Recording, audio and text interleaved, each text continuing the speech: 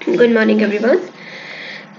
Today we are going to discuss another topic, that is the merits of cooperative society. ये आपका next topic है. Last lecture में हमने cooperative society का meaning और उसके कुछ फीचर्स देखे थे जो अंडरस्टैंड किए थे, और इसके अंदर हम जो करने वाले हैं वो मेरिट्स हैं और इसी के साथ इसकी कुछ लिमिटेशंस भी इसके अंदर हम डिस्कस करेंगे. फर्स्ट, इसकी अगर मेरिट की अगर हम बात करें, इसको स्टार्ट करने से पहले अगर आपने वो लेक्चर नहीं देखे हो तो आप जाकर देख सकते हैं, अपलोड किए गए हैं. ठीक है, तो तभी आपको क्लैरिटी होगी, आगे का कंसेप्ट आप कर पाएंगे. फर्स्ट पॉइंट इसके अंदर आपका आता है इजी फॉर्मेशन.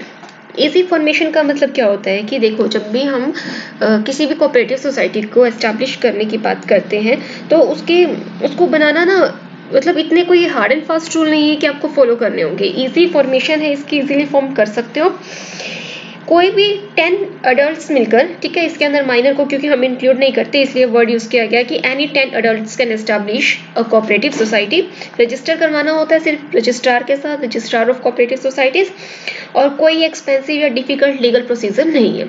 तो आप ये कह सकते हैं कि कोऑपरेटिव सोसाइटी को बनाना क्या है आपके लिए बहुत ही ईजी है. Next is limited liability. Liability जो इसके अंदर रहती है ऑर्गेनाइजेशन में, लिमिटेड होती है, लिमिटेड टू द शेयर्स, मतलब जो मेंबर्स ने शेयर लिए होते हैं वहां तक लिमिटेड होती है, और या फिर ये कहें कि गारंटी जो उन्होंने दी होती है, guarantee given by them. Third merit इसका है स्टेबिलिटी. जो ऑर्गेनाइजेशन है, ये कोऑपरेटिव सोसाइटी है, इसका एडवांटेज क्या है, ये स्टेबिलिटी होती है. मतलब किसी भी मेंबर की डेथ होने से या उसके इंसॉल्वेंट होने से इसके ऊपर कोई इम्पैक्ट नहीं पड़ता है, जस्ट लाइक कंपनी. ठीक है, उसमें भी ऐसे ही होता है ना, पीपल में कम पीपल में go but the company will run for ever. तो वही पॉइंट है इसके अंदर भी. डेमोक्रेटिक मैनेजमेंट की बात करते हैं तो ये एक डेमोक्रेटिक तरीके से इसको मैनेज किया जाता है. यहाँ पर जो वोटिंग राइट दिया जाता है, ठीक है, जैसे रिप्रेजेंटेटिव को सिलेक्ट करना होता है तो वहाँ पर उनको वोटिंग राइट दिया जाता है. तो वोटिंग राइट दिया जाता है on the basis of 1 person 1 vote. तो इसलिए इसको स्टेबल माना गया है कि कोई प्रॉक्सी वगैरह नहीं होती है. Lesser operating expenses. जब हम इसको ऑपरेट करते हैं तो इसके अंदर जो भी एडमिनिस्ट्रेटिव वर्क होता है उसके जो एक्सपेंसेस होते हैं बहुत ही लिटल है. इसके अंदर जो सर्विसेज प्रोवाइड किया जाता है, जैसे मेंबर होते हैं, मेंबर अपनी सर्विसेज प्रोवाइड करते हैं तो वो उसके लिए कोई स्पेशल चार्ज नहीं लेते. ठीक है, और एडवर्टाइजमेंट करवाने के लिए भी इनको प्रोडक्ट को प्रमोट करने के लिए ऐसे एडवर्टाइजमेंट की ज़रूरत नहीं होती है, क्योंकि ये ऑलमोस्ट जो काम करते हैं सारा कैश में करते हैं और यहाँ पर इनके बैड डेब्ट्स के चांसेस भी नहीं रहते हैं. तो मतलब क्या है कि ऑपरेट करने के एक्सपेंसेस इसके अंदर कम पड़ते हैं. Next is tax advantage. बात करें इसके नेक्स्ट एडवांटेज की तो इसका है कि टैक्स का एडवांटेज मिलता है. इसकी जो भी अर्निंग होती है वो एग्जेम्प्ट होती है. ठीक है, कोऑपरेटिव सोसाइटी की अगर हम अर्निंग की बात करें तो ये अर्निंग क्या होती है, एग्जेम्प्ट होती है. एग्जेम्प्ट कहाँ से होती है, एग्जेम्प्ट फ्रॉम टैक्स, टैक्स से एग्जेम्प्ट होती है.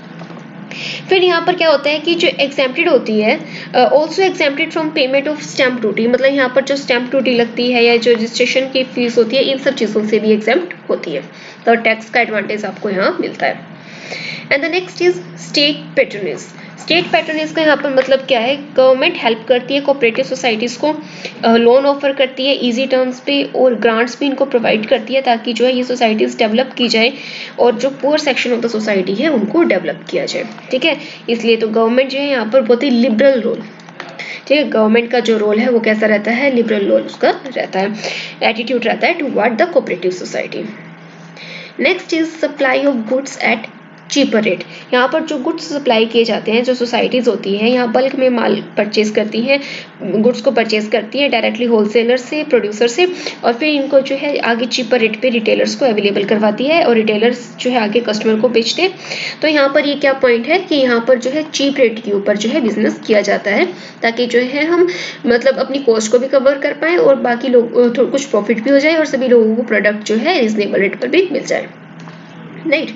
नेक्स्ट आता है check on other business. Other business के ऊपर चेक का मतलब क्या है, यहाँ पर जो बिजनेसमैन होते हैं, ठीक है, सिमिलर बिजनेस कर रहे होते हैं, तो वो लोग इस चीज़ को क्या ध्यान रखते हैं कि अगर ये सोसाइटी अगर रीजनेबल रेट पे प्रोवाइड करवाती है, ठीक है, अगर रीजनेबल रेट अगर ये फॉलो करेगी तो जो बाकी अदर हमारे कॉम्पिटिटर्स होते हैं वो लोग जो है थोड़ा सा संभल कर जो है बिजनेस करते हैं, तो वो हाई रेट चार्ज नहीं करते.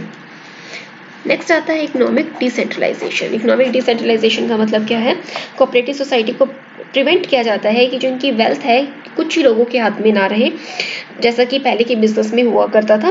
बिजनेस जो अर्न करता था प्रॉफिट जो है वो कुछ ही लोगों के हाथ में रह जाता था। एक तो इस चीज़ पे भी ध्यान दिया जाता है। दूसरा क्या कहता है कि बिजनेसमैन जो है use to earn more profit, जैसे कुछ बिजनेसमैन होते हैं कि ज़्यादा से ज़्यादा प्रॉफिट कमाना चाहते हैं और प्रोडक्ट के लिए हाई प्राइस चार्ज करते हैं कंज्यूमर से, तो ये चीज़ क्या है कि वो अपनी वेल्थ इकट्ठा करने पर ज़्यादा ध्यान देते हैं।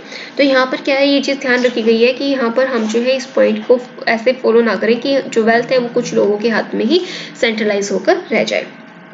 तो ये कुछ इसके इंपॉर्टेंट पॉइंट है। इजी फॉर्मेशन है, लिमिटेड लाइबिलिटी है, स्टेबल है, ठीक है, और डेमोक्रेटिक तरीके से मैनेज किया जाता है, 1 पर्सन 1 वोट, ऑपरेटिंग एक्सपेंस कम है, टैक्स का एडवांटेज मिलता है, स्टेट पैट्रोनेज, चीप रेट पर गुड्स अवेलेबल है, अदर बिजनेस जो है वो भी अपने बिजनेस पे कंट्रोल रखते हैं, और इकोनॉमिक डिसेंट्रलाइजेशन है। आई होप ये पॉइंट जो है आपको यहाँ पर क्लियर होंगे। अब इसकी देख लेते हैं कुछ लिमिटेशंस है। कुछ लिमिटेशंस गिवन है इसकी, सिंपल पॉइंट्स है। एक्चुअली हमने लास्ट वाला चैप्टर थोड़ा डीप किया था तो इसलिए इसकी इतनी ज़रूरत नहीं हुई। इसकी लिमिटेशंस की बात करते हैं कि लिमिटेशंस क्या है। फर्स्ट लिमिटेशन इसकी है लैक ऑफ कैपिटल। हमने स्टार्टिंग में पढ़ा कि कुछ लोग मिलते हैं, ठीक है, लिमिटेड मीन्स होते हैं उनके पास। तो यहाँ पर क्या कहता है कि जनरली इकोनॉमिकली पुअर लोग जो होते हैं लिमिटेड एरिया में, वही लोग मिलकर अपना एक ग्रुप बना लेते हैं। तो इनके पास इन्वेस्ट करने के लिए जो कैपिटल है वो बहुत ही लिमिटेड होती है, और इसके ऊपर जो डिविडेंड मिलता है, लेसर रेट ऑफ डिविडेंड मिलता है। तो और बात करें the principle of 1 member 1 vote, ये भी जो है इनको डिस्करेज करते हैं, क्योंकि देखो ऐसा हो जाता है कि 1 मेंबर 1 वोट है तो ये करते हैं कि हमें अगर एक ही वोट मिलना है, हम कितनी भी इन्वेस्टमेंट कर ले तो हम इतनी ज्यादा इन्वेस्टमेंट क्यों करें। तो यहाँ पर जो है ये चीज इनको थोड़ा सा डिमोटिवेट करती है। Incompetent management. इनकम्पिटेंट मैनेजमेंट का मतलब होता है जो कोऑपरेटिव सोसाइटी है वो रन की जाती है किसके द्वारा, मेंबर्स के द्वारा। अब मेंबर्स जो हैं अब वो कम्पिटेंट हो बिजनेस को हैंडल करने में, उनके ये जरूरी नहीं है। तो मैनेजरियल नॉलेज जो है उनके पास लिमिटेड होती है, ठीक है। तो इनकम्पिटेंट मैनेजमेंट होता है जो इसको चलाता है अनसैलरीड पर्सन होते हैं। हमने देखा था कि मेंबर्स चलाते हैं, मेंबर्स इसके लिए कोई सैलरी नहीं लेते, ठीक है। तो अब जब अनसैलरीड पर्सन काम करेगा तो वो इतना इफेक्टिव काम नहीं करते, तो वो क्या है आप खुद समझ सकते हैं कि लोग जो है इसमें ज्यादा इंटरेस्ट नहीं लेते। Cash trading. कैश ट्रेडिंग का मतलब क्या है कि जैसे सारा का सारा बिजनेस कैश पे किया जाता है, क्रेडिट को प्रेफर नहीं किया जाता। तो मोस्टली यहाँ पर जो है पुअर पीपल कनेक्ट होते हैं, और पुअर पीपल अगर कैश दे पाता तो वो पुअर ही नहीं होता। तो यहाँ पर वो क्या है कि हम जब क्रेडिट को प्रेफर नहीं करते तो यहाँ प्रॉब्लम क्या बन जाती है, हमेशा कैश ट्रेडिंग जो है इसका लिमिटेशन बन जाता है।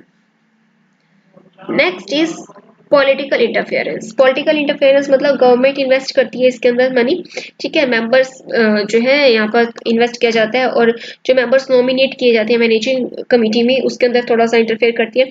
तो यहाँ पर जो गवर्नमेंट चेंज वगैरह लेकर आती है तो वो भी क्या है एक प्रॉब्लम क्रिएट करते हैं। पॉलिटिकल इंटरफेरेंस जो है यहाँ पर इसका एक लिमिटेशन यहाँ पर ये बन जाता है। नेक्स्ट आता है लैक ऑफ मोटिवेशन।